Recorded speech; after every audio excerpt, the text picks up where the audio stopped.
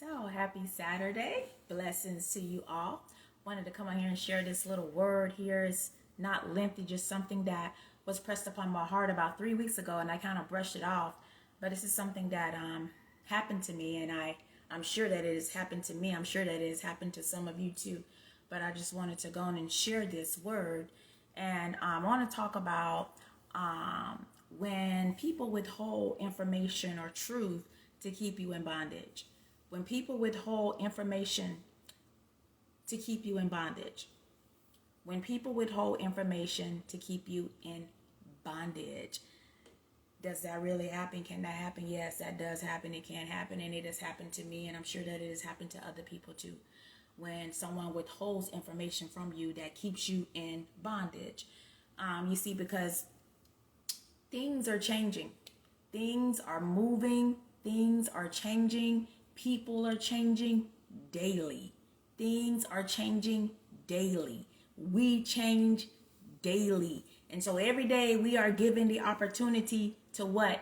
Choose this day what we're going to do. Choose this day who we're going to serve. Choose this day if we're going to walk with God, or choose this day if we're going to turn away from God. Choose this day if we're going to obey God. Choose this day if this is going to be a day where we disobey God.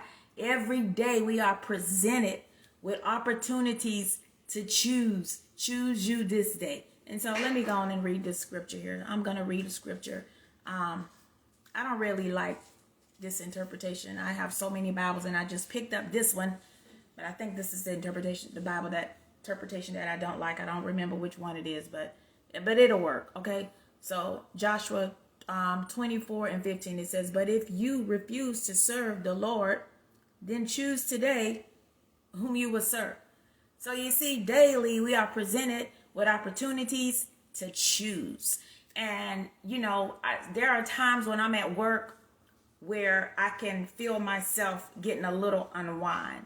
And so it's like a conviction that comes like, okay, you're getting a little unwind. You're becoming a little unwind. So that is like a conviction that comes to me, lets me know, okay, I need to get back on track here, And these are opportunities that we are being presented with on a daily basis to walk with God, to come closer to God, or to stray away from God, to obey Him, to disobey Him.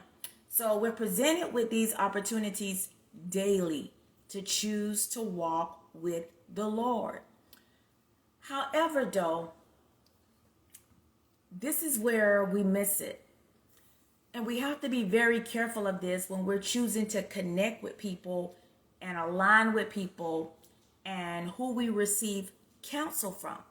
Because if people are changing daily, then you got to be careful that you're not judging someone based on who they were yesterday. Okay? You got to be careful that you are not. Now, when I say judging, I mean righteous judgment.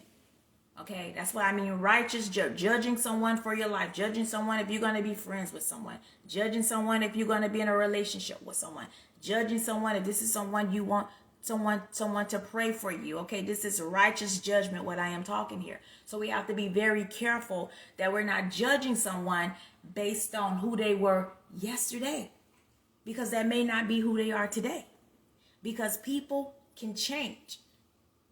Yes, we either change for the good or we change for the bad or the worse. So because people are changing daily, then you have to be careful that you're not judging someone for your life based on who you knew them to be on yesterday or some years ago, and you're overlooking maybe what you may be discerning about them today. And then you make this connection, and let's say that this connection causes you to go astray. Okay, so let me really bust this open here. So I remember there was a time where I was coming out of a situation, a sinful situation, and I had repented to God. I had repented to God.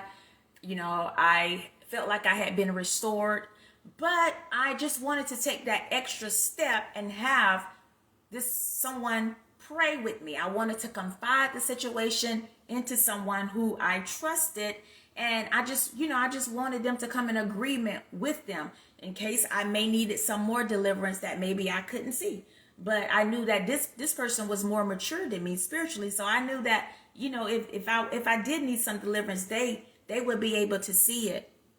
But what happened? But see, I did not pray and ask God if I should go to this person or if I should connect with this person. I judged this person based on who I knew them to be in the past.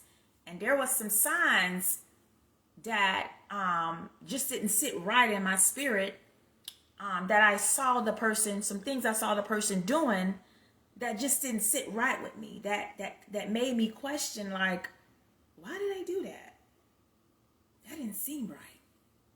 That just didn't seem like them. Why did they do that? So it was just unsettling, and I kind of brushed it off, and then, there was something else. Now, these were small things, but they were small enough to where it just really just didn't sit right in my spirit. Like, it was questionable. Like, I was just like, why that just didn't seem like the person that I know them to be.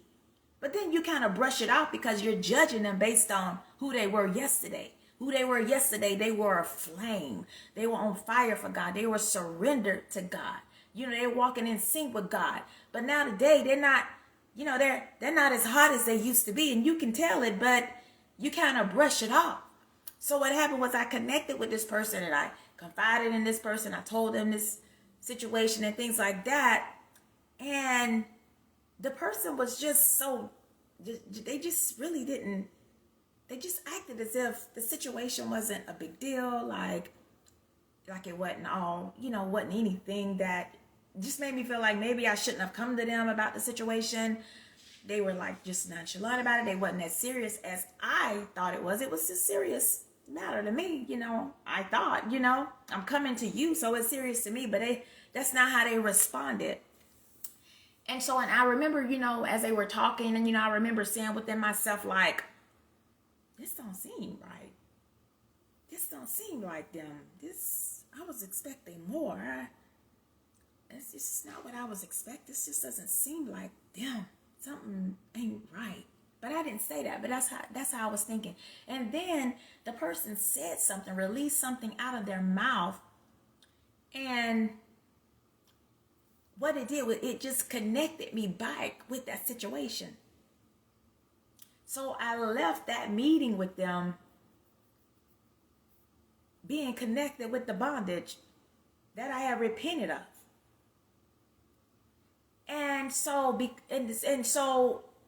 the reason why is because I didn't pray and ask God if I should go to this person. And I ignored those signs that was really revealing to me that the person was in a backslidden state. The person was in a backslidden state. And that's the last thing you want to do, is take counsel from someone who's in a backslidden state. And so we have to be so very careful in our walk with God today, that when we are judging people, righteous judgment, when we are judging people for our lives, that we're not judging them based off who they were yesterday, because that may not be who they are today. And because you're overlooking those signs that you see, because you're in love with who they were yesterday. You want them to be today who they were yesterday, and that's not them. They could be totally out of line with God. They can be back in a backslidden state. And so, whenever you want to connect with someone or you want to receive counsel from someone, and if there are signs there that just didn't sit right in your spirit, that may be a sign that, it's being revealed to you. You're discerning that this person is in a backslidden state, that maybe this is not a person that you need to receive counsel from. This is not someone that you need to allow to pray over you, or however it fits. Okay. So I just wanted to share that today because, like I say, people change daily. Let me read another scripture. Let me read one more scripture here, because I wrote some scriptures down and see which one I want to read. Let's go. Let me read Matthew. Let's go to Matthew. Let's go to Matthew. Let's see here. Now let's read. Let me start. I'm gonna go to Matthew, the 16th chapter, and I think this is verse 18. I'm starting at. These numbers are so small. So it says, "Now I say to you that you are Peter, which means rock, and upon this rock I will build my church, and all the powers of hell will not conquer it or prevail against it. And I will give you the keys of the kingdom of heaven. And whatever you forbid on earth will be forbidden in heaven, and whatever you permit on earth will be permitted in heaven." Now, let me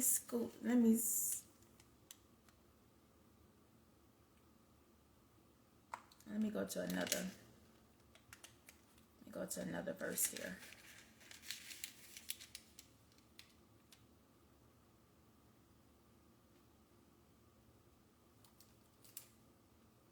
Okay, let's skip up to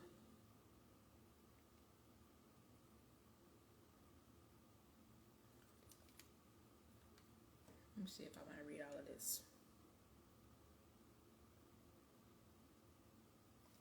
Yeah, so let me skip on down to the 21st verse. And then it says, then on Jesus began to tell his disciples plainly that it was necessary for him to go to Jerusalem, and that he would suffer many terrible things at the hands of the elders, the leading priests, and the teachers of religious law.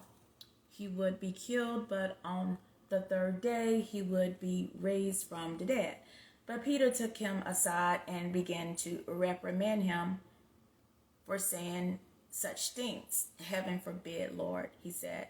"This will never happen to you." And then Jesus turned to Peter and said, "Get away from me, or get thee behind me, Satan." So Jesus rebuked him, called him a devil. He says, "You are a dangerous trap to me. You are seeing things merely from a human point of view and not from God's." So we see here now, at one point, Jesus was like, "Peter, you my boy, you the man, you my right hand man." And then the next thing you know, because of how Peter responded to Jesus's purpose, Jesus said, "You devil, get thee behind me." Jesus called him a devil. You see how quick it is for people to get out of line? You see how quick it is for people to just fall away? And so that's why, once again, we have to be careful that we're not judging people based on who they were yesterday. And we're overlooking those signs or those red flags that is warning us of a woe unto this person. This may not be someone you need to seek counsel from. This may not be someone that you need praying over you. And let me go back to the situation that happened with me. So, like I said, when that person released those words over me, and I left that meeting and I felt connected back with my bondage. Do you not know that I struggled for 3 years in that bondage? I struggled for 3 years in that bondage before it got broken off of me, up and out off of me once again, because I went to someone where the warnings were there, the signs were there that this person's in a backslidden state. And I did not take heed to them. I overlooked them and ended up, receiving counsel from someone that I should not have received counsel from. And so they were withholding truth from me, which kept me in my bondage. And I don't want that to happen to you. So I felt like I needed to just release that word. Something happened a few weeks ago and it brought all of this back to remembrance, brought all of this back to my remembrance. So just wanted to share that word with you on today. Once again, it is, when people withhold information, that keeps you in bondage. And why is that? Why can that happen? Okay, it's because that person may be in a backslidden state. We are not to judge people according to who they were yesterday. We need to discern who they are today. Are you still on fire today? Are you still walking with God? Are you still in alignment with God today? Are you still just as hot as you was today as you was back then? Have you grown any? So, those are things that you need to consider. Receiving counsel or having someone pray over you is a very serious thing. It is a very serious thing. Like I said, it connected me back with my bondage for 3 years, struggling. Okay? So, and I don't want that to happen to you. So, I pray that this helps somebody or some people. And y'all have a blessed Saturday.